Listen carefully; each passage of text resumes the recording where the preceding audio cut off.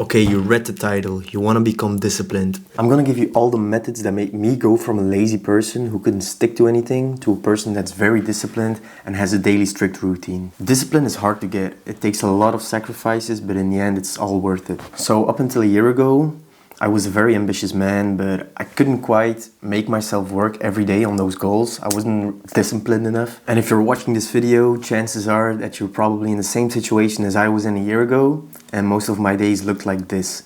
So my alarm went off in the morning and I just snoozed through it. Then I was pretty tired during the whole day. I couldn't work on my goals, or I just didn't work on my goals. I was distracted a lot of times during the day, mainly because of my phone, but also because of other addictions. Now here are the things that made me disciplined. I started reading books every evening before I went to bed. I started with just 2 pages. I just read 2 pages, and then from there on, every day I just added 1 page until I'm like at 10 pages a day. And that way you're not like looking at a screen at least 30 minutes before you go to sleep. And that way it's much easier for your brain to shut everything off and just go to sleep. And that way I could actually wake up when my alarm went off. Now another tip that I could give you, if everything like that didn't work, I would just set my alarm on the other side of the room so that I was forced to at least get out of bed to put my alarm off. And normally that should work, that should do the trick to like make you get up. I started eating healthier, and that way I got more energy during the day, because you have too much brain fog and you're just way too tired if you eat too much fast food. Not only fast food, but if you just have a shitty diet, you're not gonna be energized. So I would recommend to eat a little bit healthier if you're like in that situation where you're just a little bit foggy during the day. And also, I always made sure that I had a plan, because if you don't, you're just gonna drift away the whole day. You're not gonna know what to do, how to be productive. If you don't know what to do, it's hard to be productive, because you're just drifting around and doing all weird sort of things to try to be productive, but at the end of the day, you just went all directions and you're not really being productive. So make sure you have a plan. Have like a long-term plan for like a few months or something, a project that you're working on, and then cut that open into like little projects that you can work every day on. So to get back about reading a book, if you think that you're not able to like read a book, or it's like not your thing, just reconsider it, because I was in the same situation. I thought I would never read a book. I thought it was stupid and silly, but now look at me, I'm reading 2 books every month. So just reconsider it. And the way you should reconsider it is don't read fictional books. Don't do that. Try to read non-fiction, so that you can like at least learn how to develop something about yourself, or read something that interests you. And make sure that the books that you read make you learn something about that period in your time that you need to learn. Now I'll give you an example. So one of the first books that I read was Atomic Habits. That's a book about getting a routine, and because at that time my problem was that I had a shitty routine. Like I said, a year ago I woke up way too late, had all that foggy energy inside of me, didn't know what to do, this and that, so I just started reading Atomic Habits, and that gave me a better feel of how to get a good routine. So in that period I needed to learn something about making a routine and getting good habits and keeping away the bad habits. Then after that, I started to feel that I was a little bit insecure about how people perceived me and how they looked at me when I did some things. So then I read it, The 6 Pillars of Self-Esteem.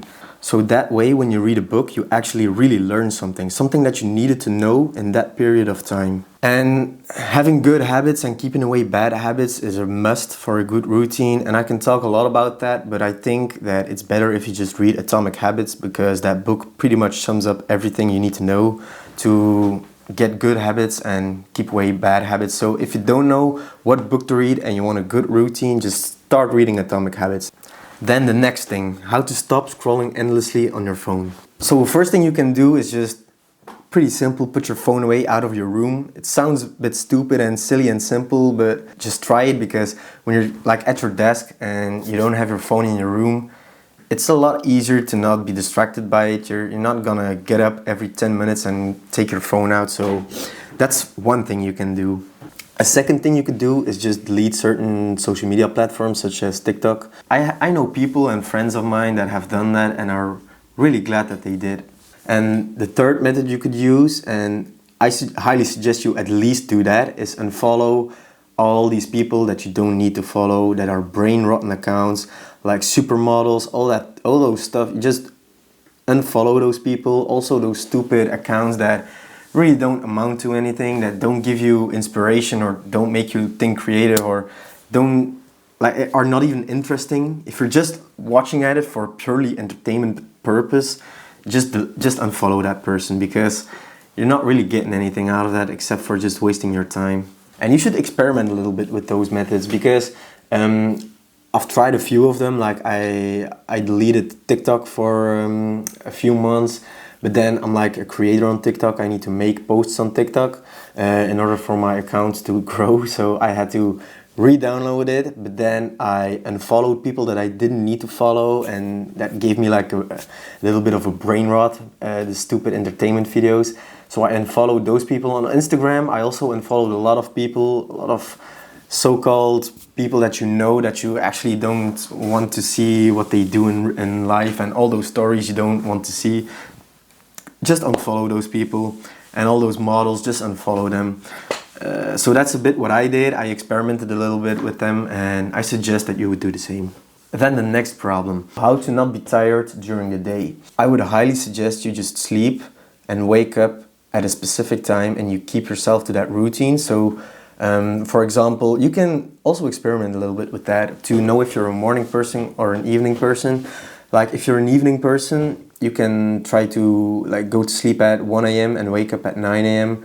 I just always want to have 8 hours of sleep, and I suggest you would try the same in the beginning. Some people need a little less sleep, some people need a little more sleep, and you can again experiment with it. If you feel that after a week you're getting a bit more tired every day, then that means you just need to sleep a little bit more, and that way you know how much sleep you need, and just go to sleep at the same time and wake up at the same time, because you just want to have, that's like the bare minimum you want. If you want like a good sleep, is like let your mind at least know subconsciously when it needs to go to sleep and when it needs to wake up. Also for the caffeine drinkers, the coffee drinkers, the Red Bull drinkers, the Monster drinkers, don't drink caffeine 6 hours before you go to sleep.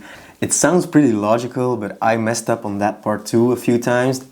I had a period where I always would drink a coffee at like 6-7 p.m. but I would always go to sleep at 11 p.m. So that way I couldn't really go to sleep. I was awake for 2 hours in my bed. So it's really bad to just drink caffeine up to like 4 or 5, let's say even 6 hours before you go to sleep. And the next one is something that I messed up a lot of times, is during the day you don't sit in your bed. Even if it's just for like relaxing or something, don't sit in your bed. Your bed is meant to sleep. Like your bed is meant to sleep in and nothing else. If I read a book, I sit on the sofa. If I do work and I want to be productive, I go sit on my desk. My bed is only for sleeping, and I didn't do that for a very long period of time, and that also messes up your mind. It doesn't really know why you're in bed anymore. Like when you're only in your bed for sleep and you go to your bed, then your mind already knows it needs to sleep and it starts to calm down. If I'm doing like work in my bed, or I'm reading a book in my bed, I'm not gonna be able to sleep as fast. So only use your bed to sleep in. Don't do it for anything else. Then some tips about being healthier. I can make a whole nother video about this, but I'm just gonna give like the core points about it. Very obviously, quit soda, don't do it, it's stupid. It's like, don't drink soda. Don't eat chips, don't eat candy. Like, of course, if you like have a family gathering or something and there's chips with it, eat chips and candy, I don't care. But don't make it a daily thing to like go downstairs and pick some chips and candy. Don't do that, that's just stupid. Like, just eat in the morning, at midday, and in the evening. Have 3 good meals and just start from there. Now the next thing, how to execute a plan on a daily basis. The one key element that worked for me was working on smaller projects than I intended to, because I always used to make big projects, and because I'm ambitious, and probably if you're watching this, you're also ambitious or you wouldn't watch this video. So you're ambitious and you want to do big projects and you want to reach all these goals, but just start small. Start in small projects that you can work on every day, and you have, let's say every week or every month, something that you can show the world. Now, whether it's in business, like starting a clothing brand, or even just starting an agency, start in small projects. For example, first say I'm gonna make a website. Just focus 1 week on making a website, and then the website is done. You have something you can show to people. And this method follows the principle of the Lean Startup. The Lean Startup is a book that I read, and it's about like iterating small things that you can show to the people, whether it's for business or for, like I said, YouTube videos, doesn't matter. Just start small and iterate through it. Constantly iterate through it and see and get feedback from people, because that's very important. If I would have made a 2-hour-long video without any knowledge of editing and filming, it would suck. I wouldn't think about it, but because I would think that I'm gonna put so much effort in it that it would be good, but in reality it's gonna suck because you have no skill and no knowledge in editing and making a video. So you have to start small, get some feedback from people, and then iterate through the process again. Try to refine those videos, make new videos that are alike, but refine them a bit, and then get feedback from that, and then constantly do that. It's a cyclus. Then you can do the same with any other business. Like, let's say a clothing brand. You make, instead of making like this whole clothing brand from start to finish, just start posting like one or two t-shirts and get feedback. Oh, they don't like this. Oh, but they like that. And then you can iterate through the process and constantly refine it, instead of just making your project way too big and then having the fear of not finishing it, having all that stress on yourself because you put all that energy in it and you need to produce something. And by the way, if you're not used to doing those things, it's gonna suck. That's just how it goes in the beginning. You're gonna suck at it. And guys, you need to know, discipline is a constant battle against your excuses. So let's say the original plan is to go to the gym 5 times a week. Now, for some reason, you have to go off route and you can't execute the whole plan of going to the gym 5 times a week. 90% of the times, the reason why you think that you can't follow the original plan are excuses. They're not gonna go away, the excuses. You just have to intercept them and acknowledge the fact that you're making an excuse. I'll give you an example. Last week, I was at home and I was really tired because I had a long day of work and I didn't want to go to the gym, but I didn't know that I didn't want to go. I was just trying to convince myself that it was not good to go to the gym that day because I was too tired and I wasn't gonna have enough energy to have a good gym workout, which would make like my muscle not grow.